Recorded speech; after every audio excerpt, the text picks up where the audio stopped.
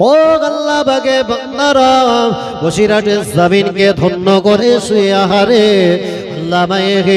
আল্লামা রুহুল আলামিন রাহমাতুল্লাহ আলাইহি তৎকালীন সময়ের এমন যুগশ্রেষ্ঠ আলেমে বান্দা এই হিন্দুস্তানের জমিনে যার লেখনী শক্তি দ্বারা হিন্দুস্তানের জমিনে অসংখ্য মানুষকে শিরক কুফরি মতবাদ থেকে মানুষকে দূরীকরণ করার জন্য হুজুরের লিখিত অসংখ্য কিতাব দুনিয়ার জমিনে মানুষের দ্বারে দ্বারে পৌঁছে দিয়েছিলেন।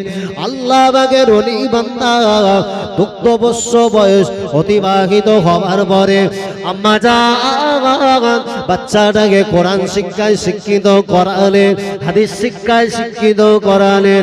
আল্লাহ পাকের বান্দা দুনিয়ার জমিনে কোরআন হাদিস শিক্ষা অর্জন করার কারণে আল্লাহ পাক আল্লাহ তাআলা তার নামটাকে বর্তমান সময় পর্যন্ত হুজুরের নামটাকে মানুষের অন্তরে অন্তরে হুজুরের নামটাকে মানুষের স্মরণীয়তার জায়গা রেখে দিয়েছে। ও জওয়ানেরা, ও যুবকেরা, মা যদি সন্তানকে নেককার সন্তান বানানোর জন্য মায়ের অনবদ্য অবদান থাকে, যেমন ভাবে অবদান রেখেছিলেন ফুরফুরা জমিনকে ধন্য করে শুয়ে বসিরহাটের জমিনকে যিনি ধন্য করে শুয়ে হুজুরের প্রধানতম খলিফা বসিরহাটের হুজুর আল্লামার আব্বা এবং মা অক্লান্ত পরিশ্রম করে বাচ্চাকে কোরআন শিক্ষায় শিক্ষিত করে তৎকালীন সময়ের যুগশ্রেষ্ঠ আলেম বান্দায় রূপান্তরিত করলেন। এই বসিরহাটের হুজুর আল্লামা তৎকালীন সময়ে যার সান্নিধ্যতা নিয়েছিলেন, যার শিষ্যত্ব গ্রহণ করেছিলেন, ফুরফুরা জমিনকে ধন্য করে শুয়ে ফুরফুরা শরীফের পীর মুজাদ্দিদে জামান দাদা হুজুর পীর কিবলা রহমাতুল্লাহ আলাইহি আল্লাহ পাকের ওলি বান্দা, আল্লাহ পাকের মাহবুব বান্দা হুজুরের জীবনী খুঁজলে দেখতে পাওয়া যায় ফুরফুরা জমিনকে ধন্য করে শুয়ে আল্লাহ পাকের ওলি দাদা পীর কিবলা রহমাতুল্লাহ আলাইহি আব্বা এবং মায়ের সঙ্গে একই বিছানায় যখন শোয়া, হুজুরের বাল্য বয়স যখন 7, আল্লাহর ওলি হঠাৎ স্বপ্ন যোগে ঘুমের ভিতরে হঠাৎ তিনি যেন চিৎকার দিয়ে চেঁচামেচি করে কান্না জুড়ে দিলেন। আল্লাহর ওলির কান্নার আওয়াজ আম্মা জানের কানে যে মাত্র পৌঁছে গেল, আল্লাহর ওলির আম্মা জান ওই সময় বললেন, বাবা আবু বকর কি হলো বাবা, কেন কান্নাকাটি করো, কেন নোনাসানি করো বলো। আল্লাহর ওলি ওই সময় দাদা পীর কিবলা রহমাতুল্লাহ আলাইহি বললেন, আম্মা জান কি বলবো গো মা, আমি আপনার পাশে শোয়া এই রাত্রের বেলা বিশ্ব নবী রহমাতুল্লিল আলামিন নবী স্বপ্ন যোগে আমি আবু বকর আমার নবীকে দেখতে পেয়েছি। জোরে বলি হুজুরের জীবনী ঘেটলে দেখা যায় হুজুরের বয়স তখন সবে মাত্র 7। আল্লাহর ওলি বললেন, আম্মা জান আমি আমার নবীকে দেখলাম, আমার নবী বিশ্ব নবী আমার হুজুর আমার ওই সময় আমার নবীকে দেখে অন্তরটা আমার খুশিতে বাগে বাগ হয়ে গেল।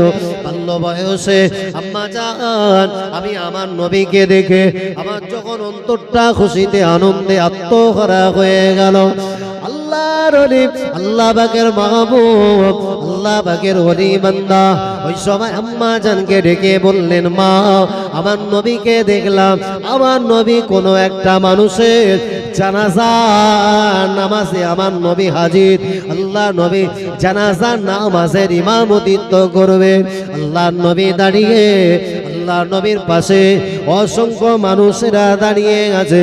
আমি ফুরফুরার আবু বকর যে মাত্র আমার নবীকে দেখতে পেলাম, আমার নবীকে যে মাত্র দেখতে পেয়েছে আমার নবীর কাছে আস্তে আস্তে কদমটা বাড়িয়ে বাড়িয়ে বাড়িয়ে বাড়িয়ে আল্লাহ নবীর নিকটে দাঁড়িয়ে গেলাম।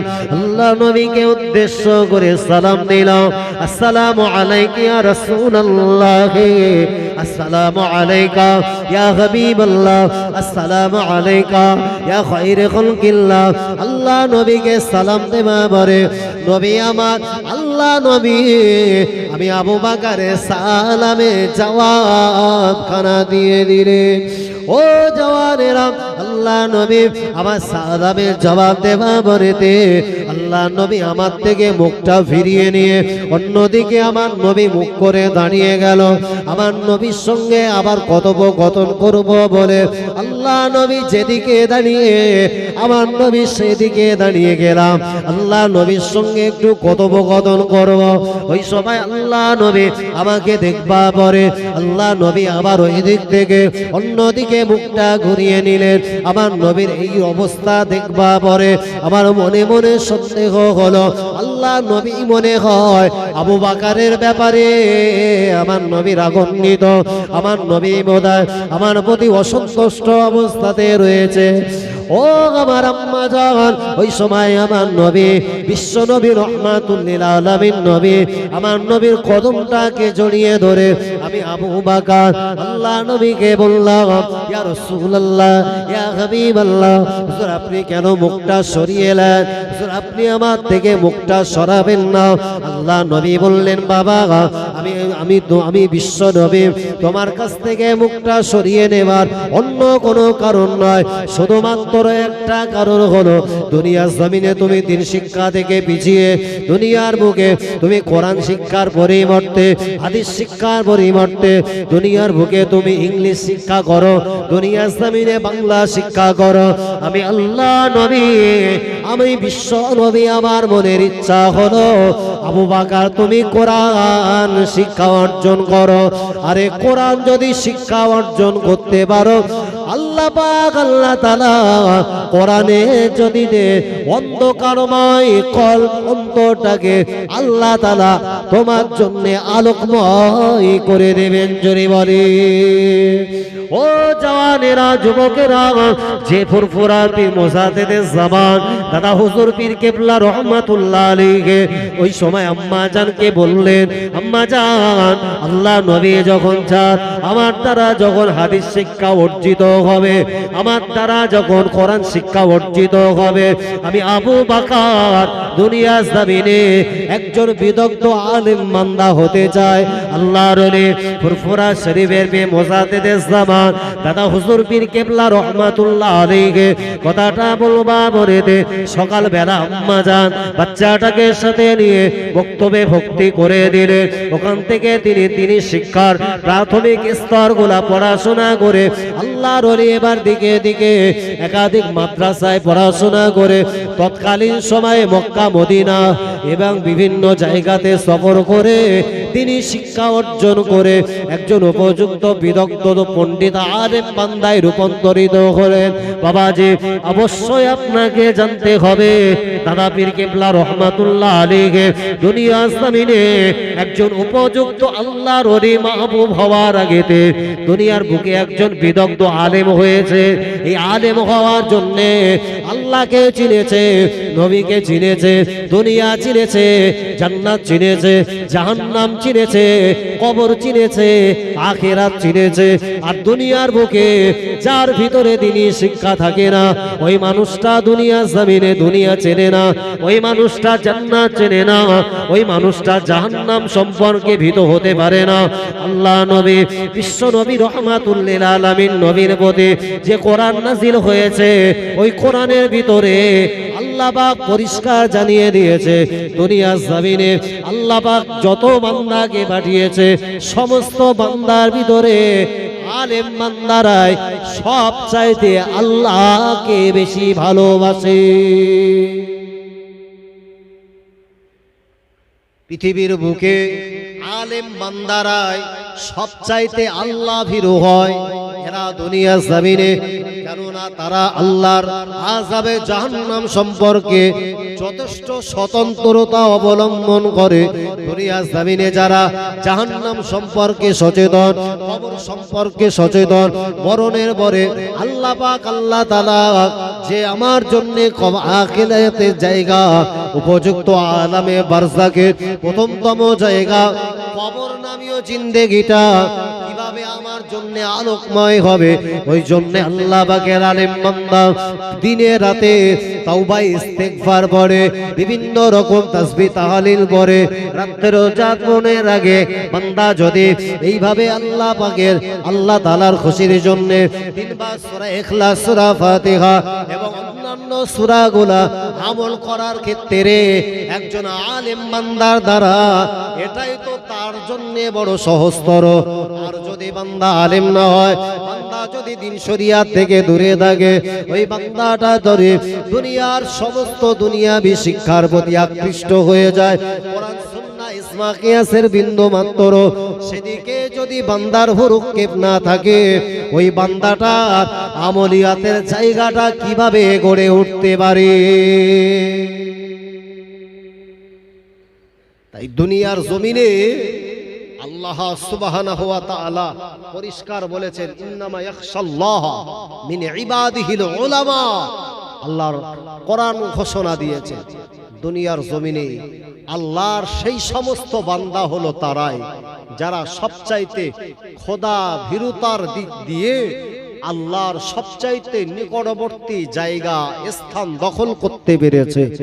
ওরাই হচ্ছে প্রকৃত একজন বিদগ্ধ আলেমে দ্বীন, যারা দ্বীন শিক্ষা অর্জন করে শরিয়াত সম্পর্কিত বিষয়ে যারা পারদর্শিতা অর্জন করতে পারে। আর যদি দ্বীনের শিক্ষা না থাকে, সেই ব্যক্তিটা তার দ্বারা না হয় দুনিয়ার জমিনের কোনো ভালো নেক আমলের জায়গা। সে যদিও চায় অন্তত দিনে একবার তওবা ইস্তেগফার পড়ব, কিন্তু তার প্রতি যদি বিন্দুমাত্র তার কোনো শিক্ষা না থাকে, সারাদিন একটা মানুষের দ্বারা কম বেশি অনেক ত্রুটি বিচ্যুতি হয়ে যায়, অনেক ভুল ত্রুটি হয়। আর সেই ভুল ত্রুটিগুলা মার্জনা পাওয়ার জন্যে বান্দার তো একমাত্র উচিত আল্লাহর জন্য খুলুসিয়াতে নিয়াতে তওবা ইস্তেগফার পড়া। যেমন ভাবে আল্লাহর কোরআন ঘোষণা দিয়েছে, তুবু ইলাল্লাহ তাওবাতান নাসুহা। বান্দা এমন তওবা করো যে তওবা করার পরে ওই গুনাহতে আর দ্বিতীয়বার ফিরে আসবে। এমন তওবা যদি করতে পারো, তাহলে সেই তওবাটা আল্লাহর কবুলিয়াতের দপ্তরে কবুল হয়ে যায়। একবার জোরে বলুন সুবহানাল্লাহ।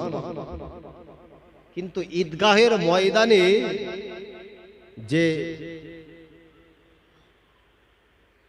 প্রচলিত রেওয়ায়েত রীতি অনুযায়ী যেভাবে আমাদেরকে তওবা ইস্তেগফার পড়া হয়, মানে গণ তওবা যাকে বলে, সবাই পড়ছেন আমারও মুখ নাড়াতেই হয়, সেই সুবাদে তাই নাড়ি। কিন্তু অ্যাকচুয়ালি আমার মনের উদ্দেশ্য যদি এমনটা না হয়, আল্লাহ ভুল করে ফেলেছিলাম, আল্লাহ আজকের থেকে তওবা করে নিলাম, আর জীবনে ওই কাজে পাবে। আল্লাহ আমার দ্বারা যত ত্রুটি বিচ্যুতি হয়েছে আমি সম্পূর্ণরূপে তোমার কাছে এই দিনেতে আল্লাহ আমি অন্তর থেকে সম্পূর্ণ বিশুদ্ধতার নিয়তে তওবা করে নিলাম। আল্লাহ তুমি আমার তওবাকে কবুল করো। এমন বান্দার তওবা আল্লাহর দরবারে কবুলিয়তের জায়গা পায়। আমার ভাইয়েরা, তাই তো আল্লাহর কোরআন ঘোষণা দিয়েছে পৃথিবীর জমিনে দুই প্রকার বান্দা আল্লাহর কাছে সর্বাপেক্ষা পছন্দনীয়, আল্লাহর কাছে সর্বাপেক্ষা মর্যাদা সম্পন্ন বান্দা, দুই শ্রেণীর বান্দা। আল্লাহর কোরআন বলেছেন, ইন্নাল্লাহা ইউহিব্বুত তাওয়াবিন ওয়া ইউহিব্বুল মুতাতাহহিরিন। দুনিয়ার জমিনে দুই প্রকার বান্দাকে আল্লাহ বড় ভালোবাসে, যারা নিজের দেহ অপবিত্র হওয়ার পরে ওই অপবিত্রতা থেকে দ্রুত পবিত্রতা অর্জন করে। এই পবিত্রতা অর্জনকারী বান্দার আল্লাহর কাছে সম্মান এবং মর্যাদার জায়গা পায়। দুই নাম্বার বান্দা, তারা হলো আল্লাহর সবচাইতে মহব্বত এবং পছন্দের হলো তারা যারা দুনিয়ার জমিনে একটা গুনাহ করার পরে অনুতপ্ত হয়, আল্লাহ ভুল করে ফেলেছি, আপনি আমাকে ক্ষমা করে দেন। কিন্তু ভুলও করে আবার যদি বুক ফুলিয়ে হাঁটে, এমন ভাবে বুক ফুলিয়ে হাঁটে যেন ডন সেজেছে। এখন এই ডনের উপরে আল্লাহ বুলডোজার চালাবে, যেমন ভাবে রাস্তা সমান করার জন্য চালায়, দেখবা মদও খায়, রাস্তায় এমন ভাবে হাঁটে যেন পুরো রাস্তা ও প্রধানমন্ত্রীর চেয়ার দখল করে এলেছে, বলতে সব সরে যা চলতেছে, পুরো রাস্তা যেন দখল করে এলে যাচ্ছে। মদও খাচ্ছে, বুক ফুলিয়ে হাঁটতেছে, সুদও খায়, হারাম খাবে, তারপরেও বিন্দু মাত্র এ হারামের ব্যাপারে বিন্দু পরিমাণ তার ভিতরে সংশয় সন্দেহ নাই, অনুতপ্ততার কোনো জায়গা। এখন তো বিভিন্ন সোশ্যাল মিডিয়া বেসিস নানান রকম হারাম বিভিন্ন রকম তারা ইনকামের সোর্স বেছে নিয়েছে, গেমিং পারপাস। আজকের এই যুব সমাজ যেভাবে ধ্বংস হচ্ছে গো, গেম দ্বারা অর্থ উপার্জনের রাস্তা বেছে নিয়েছে, যাতে বিন্দুমাত্র শ্রম দিতে হয় না। আর যে কাজে শ্রম থাকে না, একেবারেই সেই শ্রমহীন অর্থটা তোমার জন্য কি করে হালাল হতে পারে, একটা বারের জন্য তোমাকে চিন্তা করা উচিত। আজকের এই মাহফিল আমার আপনার জন্য অন্তত সংশোধনের একটা জায়গা হোক। জীবনে অনেক গুনাহ করেছি, আর পবিত্র মাহে রমজান গেছে। এই রমজান চলে যাওয়ার পরে যেমন আগের যেমন যে পন্থায় যে পদ্ধতিতে গুনাহ করছিলাম, ওই পন্থা পদ্ধতি অবলম্বন করব না, বরং রমজানে যেভাবে আমার জীবন কাটিয়েছে এমন ভাবে জীবনটা কাটাবো। আল্লাহ ওই বান্দাকে দুনিয়ার জমিনে চলার পথটাকে আল্লাহ সহজ করে দেবেন। আর যদি নিয়ত পরিশুদ্ধতা না থাকে, বান্দা শত প্রচেষ্টা করলেও জালিম বাদশার কোপ থেকে কিন্তু মুসলমান রেহাই পাবে না, রক্ষা পাবে না। এটা কিন্তু আমাকে স্মৃতি শক্তিতে ধারণ করে নিতে হবে। সকলে জবান ছেড়ে উচ্চ আওয়াজে একবার দরুদ শরীফ পড়িয়া আল্লাহুম্মা সাল্লি আলা সাইয়্যিদিনা।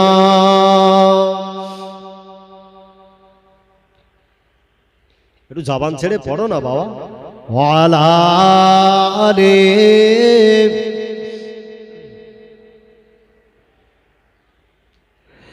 तारीफ़े मोहम्मद हम लिख लिख के सुनाएंगे, हम ख़त्मे नबूवत पे जा अपने लुटाएंगे।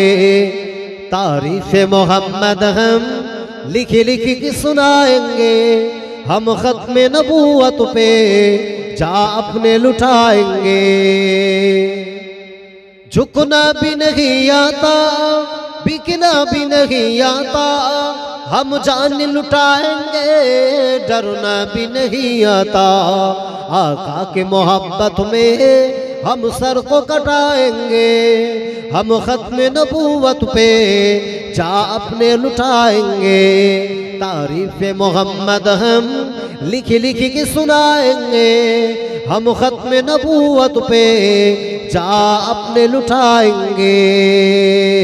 या अल्लाहुम्मा सल्ले आला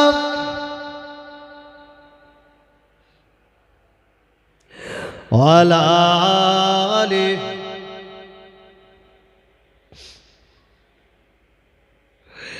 दोहराएंगे हम फिर से तारीख़ अमामा को, इश्क़ नबी है क्या बदलाएंगे दुनिया को। दोहराएंगे हम फिर से तारीख़ अमामा को, इश्क़ नबी है क्या बदलाएंगे दुनिया को। हम जज्बा ईमानी दुनिया को दिखाएंगे, हम ख़त्म नबूवत पे जा अपने लुटाएंगे। तारीफ़ मोहम्मद हम लिख लिख के सुनाएंगे, हम ख़त्म नबूवत पे जा अपने लुटाएंगे। झुकना भी नहीं आता, बिकना भी नहीं आता, हम जान लुटाएंगे, डरना भी नहीं आता। आका के मोहब्बत में हम सर को कटाएंगे, हम खत्म नबूवत पे जा अपने लुटाएंगे। तारीफ़ मोहम्मद हम लिख लिख के सुनाएंगे हम खत्म नबूवत पे जा अपने लुटाएंगे अल्लाहुम्मा सल्ले अला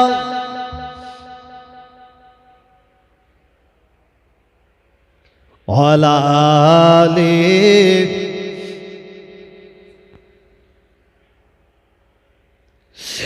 ও আল্লাহ বাগে বান্দারা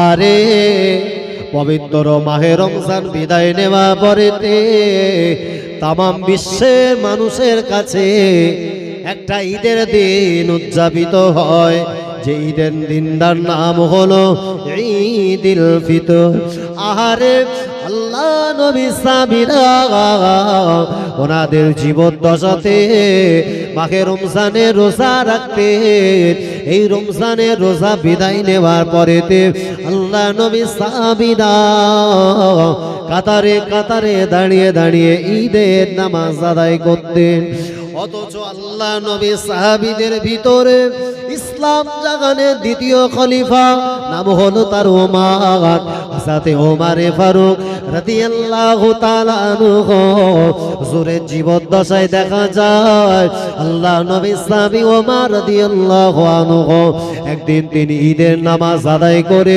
ঘরের ভিতরে প্রবেশ করেছে আল্লাহ নবী সাহাবী ওমর নিজের বাড়িতে এবার মুসাল্লা পেতে ওই নামাজের পাটিতে দাঁড়িয়ে এত পরিমাণে নামাজারি করে এত পরিমাণে কান্নাকাটি করে ওমরের চোখের কান্নাতে প্রতিবারে মানুষেরা হতবাক হয়ে যায় আজকে ঈদের দিনে ওমর এত পরিমাণে কেন কাঁদে পরিবারে মানুষেরা ওমরের কান্নার আওয়াজ শুনবার পরেতে ওমরকে বাইরে থেকে ডাকতে শুরু করেছে ও রাষ্ট্রপতি ওমর হুজুর আপনি কাঁদবেন না হুজুর আপনি কাঁদবেন না ঈদের দিনে কেন কাঁদেন কান্নার কারণটা একটাবার বলে আল্লাহ নবী সাহাবী ওমর তথাপিও ঘরের ভিতর থেকে জবাব দেন না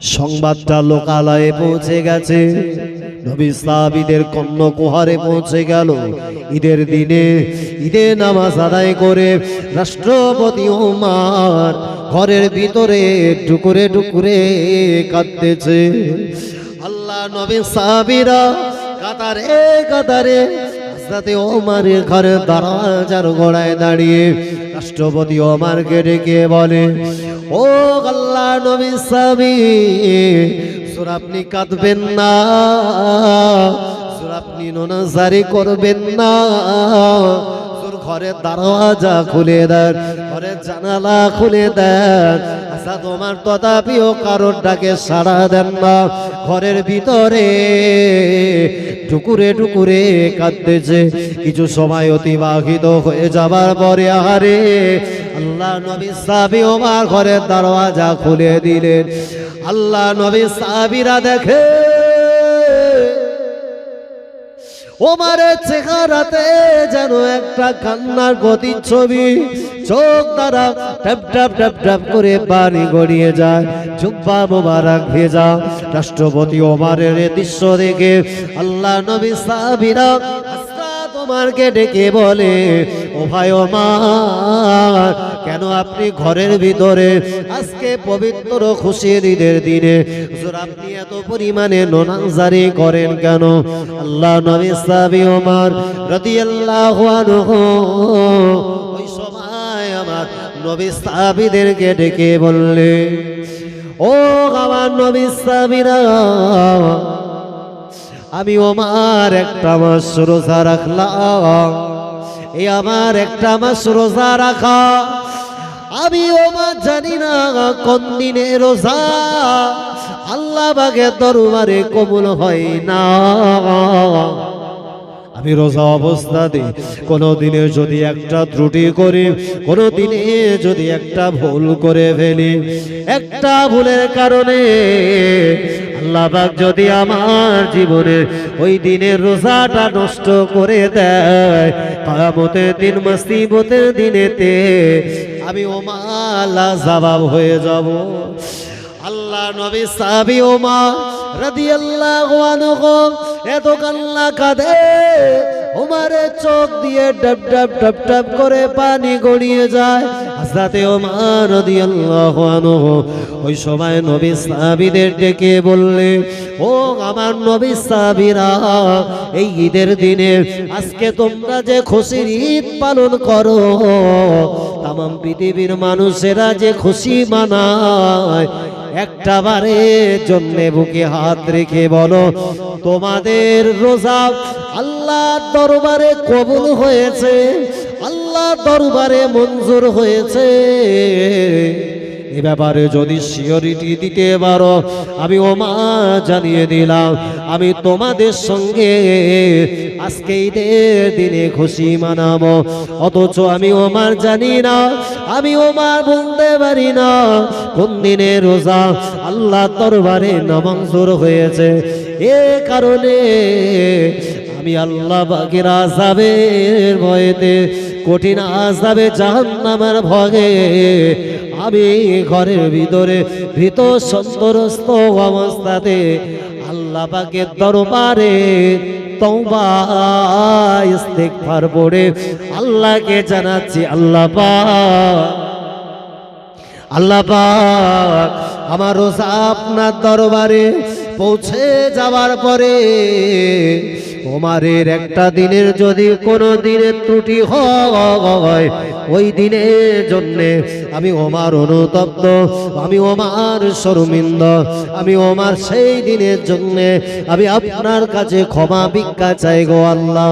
আপনি আমার চোখের পানি কবুল করেন, আপনি আমার চোখের পানি কবুল করে আমার 30টা রোজা আপনার দরবারে কবুল করে নেন। একবার জোরে বলুন সুবহানাল্লাহ। যে ওমর রাদিয়াল্লাহু আনহু পৃথিবীর জমিনে আল্লাহ নবী রাহমাতুল লিল আলামিন নবী বিশ্ব নবীর কাছ থেকে আমার নবী সাহাবী ওমর রাদিয়াল্লাহু আনহু আমার নবীর কাছ থেকে তিনি সুসংবাদ প্রাপ্ত হয়েছিলেন। আল্লাহ নবী ওমরকে বলেছিলেন, বাবা ওমর, আমি আল্লাহ নবী জানিয়ে দিলাম, রাবাইতু ওমর ইয়াসিরু ফিল জান্নাহ। আল্লাহ নবী বললেন, বাবা সাহাবী ওমর, আমি আল্লাহ নবী জানিয়ে দিলাম, আমি আল্লাহ নবী বলে দিলাম। আল্লাহ নবী বলে, বাবা ওমর, আমি স্বপ্ন যোগে তোমাকে জানো আল্লাহ পাকের দয়ার জান্নাতের ভিতরে ঘুরতে দেখেছি। ও জওয়ান যুবক সোনা মানিকেরা, আমার নবী যদি ওমরকে জান্নাতে ঘুরতে দেখে, তাহলে ওমর দুনিয়ার জমিনে আমার নবীর কাছ থেকে জান্নাতের সুসংবাদ পেয়েছেন না পাননি? এই ওমর তার হায়াত জিন্দেগিতে বিশ্ব নবীর কাছ থেকে জান্নাতের সুসংবাদ প্রাপ্ত হয়ে একজন জান্নাতি ব্যক্তির পুরস্কারে পুরস্কৃত হয়েছে। তারপরেও মাহে রমজানে 30টা রোজা রেখেছে, আর রোজা রাখার পরেও বান্দা অনুতপ্ত, ভীত, সন্ত্রস্ত। না জানি কোন দিনের রোজা আল্লাহর দরবারে যদি নামঞ্জুর হয়, আমি ওমর আসামি হয়ে যাব। এ তো ওমর রোজা রেখে ভীত সন্ত্রস্ত, আর ঈদের দিনে খুশি মানায় না, কান্নায় ওমর ব্যথিত। অথচ লক্ষ্য করে দেখবেন, এক শ্রেণীর বেরোজগার আছে, 30টা রোজা গায়ের ধার দিয়ে পার হয়ে গেছে, কিন্তু একবারের জন্য গন্ধ পর্যন্ত পায়নি। ঈদগার ময়দানে নামাজ আদায় করেছে, এখন তার নামাজ আদায় করা একদম ঈদের ময়দানে গেছে তো ফাঁস কাতার দখল করেছে। গায়ে এত সুন্দর করে সাবান মেখেছে, ও চিন্তা করেছে গায়ে সাবান আমি একা মাখবো কেন, পুকুরের মাছগুলোরও হক আছে। এত পরিমাণে সাবান মেখে পুরো পুকুরটাকে যেন সম্পূর্ণ ওই সাবানের কেজাতে সম্পূর্ণ পুকুরটাকে ভরপুর করে দিয়েছে। এত সুন্দর ভালোবাসা অন্তরে, নিজে শুধু একা মাখিনি, পুকুরের মাছগুলোর প্রতি দয়াদ্রতার মনোভাব দেখিয়ে একদম প্রথম কাতারে হাজির। অথচ রোজা পার হয়েছে বান্দা খোঁজ রাখে না। হ্যাঁ, কোলাকুলির বাহাত দেখলি তো আরো মাথা খারাপ। এমন মুসলমানও আছে, তবে এদের রেডি থাকতে হবে কবরে যাওয়ার পরে হাঁক মারাই মেশিনই সোজা হওয়ার জন্য। একদম পুরো পাত থেকে মাথা পর্যন্ত তুললে শুধু এরাম করতে একবার দে, যখন খানিকটা রস নিংড়ে বেরোবে এবার ভাঁজ করে নেবে মাথার থেকে আর পাততে লে, এইবারে ভেতরে দে চালাবে, আর একটু রস বেরোবে, আর একটু যখন আর মোটে বেরোচ্ছে না আবার একটা ভাঁজ মারবে আর একবার দেবে।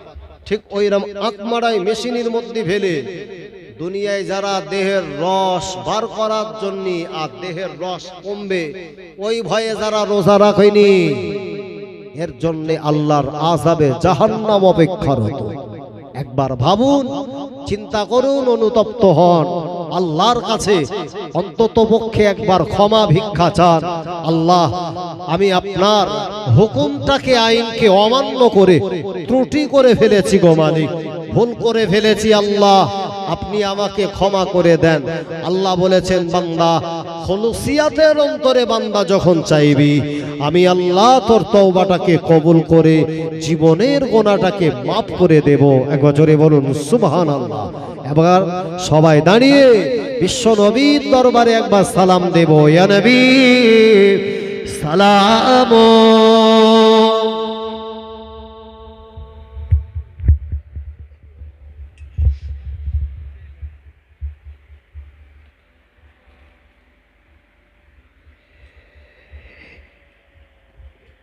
ইয়া নবী নমো পিয়ারা,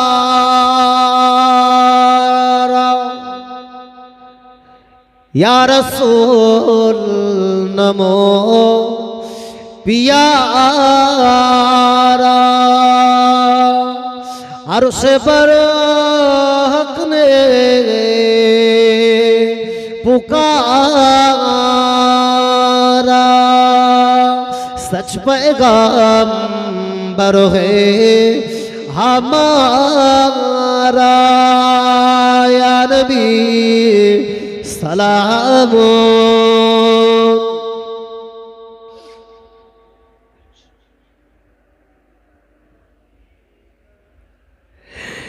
या हबीब सलाम আলাইকা,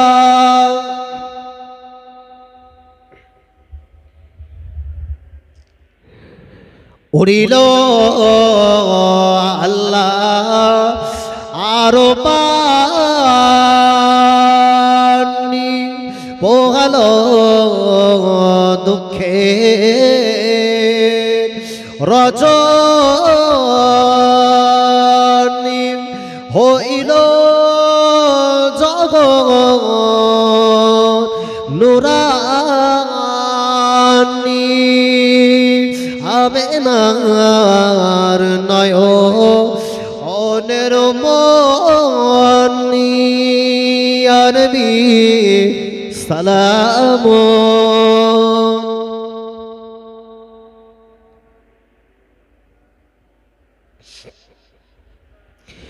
ইয়া হাবিব সালাম আলাইকা সালাম। পারব কি যেতে মদিনাতে, পাব কি পাক রওজা দেখিতে, একবার দেখা দাও নবী স্বপ্নেতে, কবে যাব আপনার মদিনাতে, ইয়া নবী সালাম।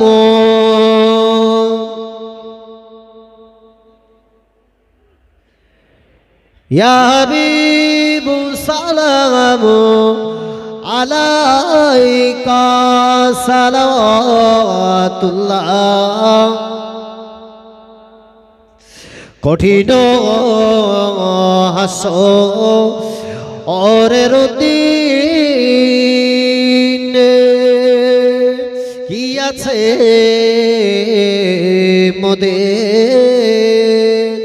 কপালে, গুনাহগার উম্মতি বলে লইবে না অনকরে আনবী সালাম।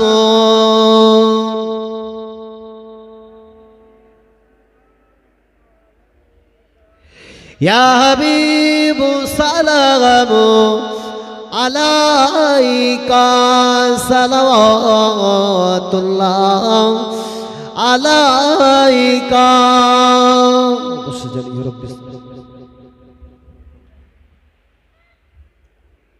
বালাগাল উলা বিকামালিহি। কমিটির ভাইকে একটু আসো। কাসাবাত দুজা বিজামালিহি হাসানাতু জামিউ কিসালিহি সাল্লু আলাইহি ওয়া আলিহি ইয়া আল্লাহুম্মা সাল্লি আলা সাইয়্যিদিনা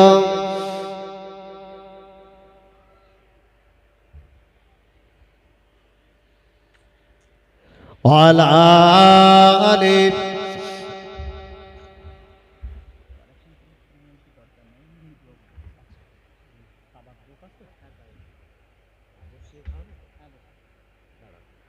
দরুদ শরীফ আল্লাহুম্মা সাল্লি আলা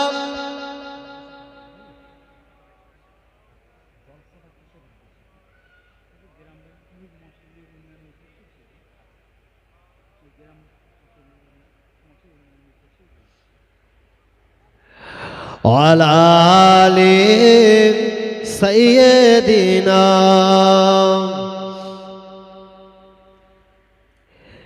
একদিন তোমারি নাম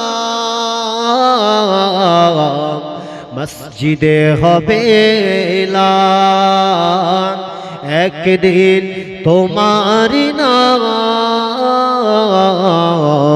মসজিদে হবে এলান। আল্লাহুম্মা সাল্লি আলা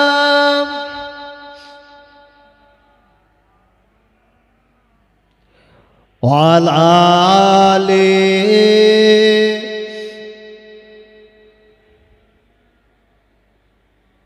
আমার ভাইরা, জওয়ানেরা, যুবকেরা, মুরব্বিয়ানগণেরা, মুক্তাসার করলাম, ভাষাগত ত্রুটির জন্য ক্ষমা চাইলাম, বিদায় নেব। আজকের এই মাহফিল মূলত এই এলাকার যে সমস্ত মৃত মানুষ, আমাদের পরিবার, আমাদের পূর্বপুরুষ যারা কবরবাসী হয়ে আজকে কবরের বাসিন্দা হয়েছে, তাদের রুহের মাগফিরাত এবং আপনাদের এই এলাকার মসজিদ সহ বিভিন্ন সার্বিক উন্নয়নমূলক কাজের জন্য বিশেষ করে আমার কমিটি, যুবক ভাইয়েরা, গ্রামবাসী বৃন্দ মানুষেরা অক্লান্ত পরিশ্রমের মধ্য দিয়ে এই পবিত্র একটি সাবরেস্তানির মাহফিল, পবিত্র মাহে রমজানের পরে তারা যে এত সুন্দর একটি জায়গা, আল্লাহর ইবাদতের শিক্ষণীয় জায়গাগুলাকে আল্লাহ এই সমস্ত বান্দাগুলা তারা সুন্দরভাবে সুশৃঙ্খলভাবে উদযাপিত করেছেন। আল্লাহ তাদের মেহনত, আল্লাহ তাদের সার্বিক প্রয়াসকে আল্লাহ কবুল করুন। সকলে বলেন আল্লাহুম্মা আমিন। দোয়া হবে বিসমিল্লাহর সঙ্গে সূরা ফাতিহা, সূরা ইখলাস, দরুদ শরীফ কয়েকবার পড়েন।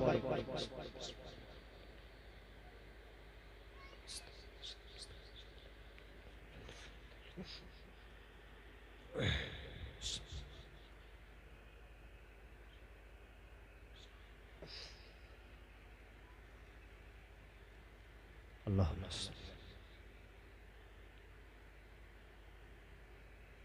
লা ইলাহা ইল্লাল্লাহ।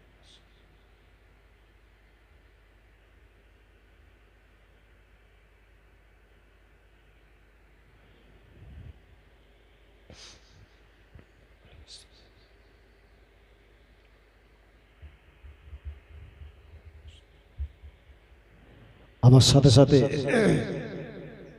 সকলে একবার পড়ি, তুবু ইলাল্লাহ তাওবাতান নাসুহা আস্তাগফিরুল্লাহ রাব্বি মিন কুল্লি যামবি ওয়া আতুবু